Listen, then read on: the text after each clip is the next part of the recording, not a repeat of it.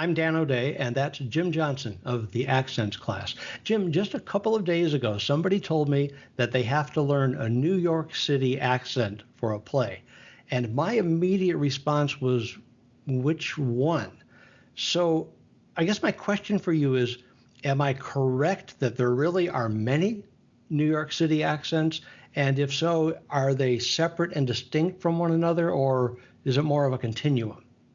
Well, yes, you are correct that there are variations, but there's not necessarily these specific, very different sounds. In fact, studies have found that the stereotype of thinking there is a Bronx accent and there is a Brooklyn accent, that's not actually accurate, but we do have a sense of the stereotype of what these various accents are. Well, what are you going to do about it? Mind your business. You don't know me. I see you once a year. What do you know about me, huh? Nah, I don't want to be criticized. Nobody takes me serious here. I want to do what I want. I proved it tonight. I'm good. I went out to earn some money, and I earned it. I had a professional fight tonight. Maybe I'll have some more. I have to tell you, though, I don't like myself, past, present, and future. You don't know what it means to sit around here and watch the months go ticking by. Do you think that's a life for a person my age? Tomorrow's my birthday. I changed my life. Great. So if I'm going to say what I heard was Queens. Oh, interesting. Okay. Now, Yeah. I use those terms.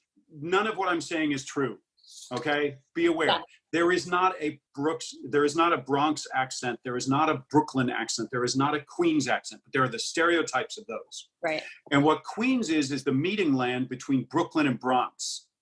And what I heard from you was lacking kind of that Brooklyn, that sort of low end of the Brooklyn, which is going to sound and feel, especially for women, it oftentimes feels like overly masculine, like you're trying to be masculine. But if you find that, you can actually find, if you open that up, you could actually stay up in like in the Lorna piece. She's a little softer throughout, yeah. But if you open that up, you could potentially be up here where you're not accessing that, but this is still that Brooklyn connection. So like for Joe, opening up that frog throat that I was mentioning, right? Opening up that is going to reinforce it being even more Brooklyn-esque. This is also hearkening back to something I brought up with folks about how we will open the vowels, or we will open vowels sort of larger for singing or for yelling. And Brooklyn is a bit about cheating the vowels open. How can you take that vowel and open it? Well, what are you going to do about it? Well, what are you going to do about it? That already is opening up that low end that little bit more. Now, I think it just turned up your aggression a little bit more, yeah? Yeah.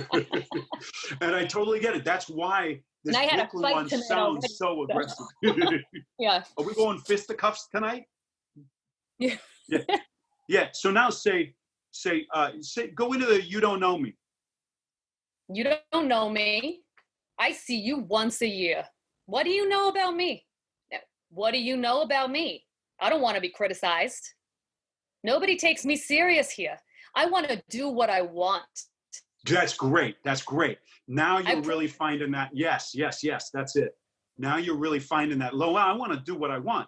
And it seemed like it almost, I don't want to be criticized. It almost like it got narrower, but you kept then coming back to this. And that's when I was like, oh yeah, Brooklyn.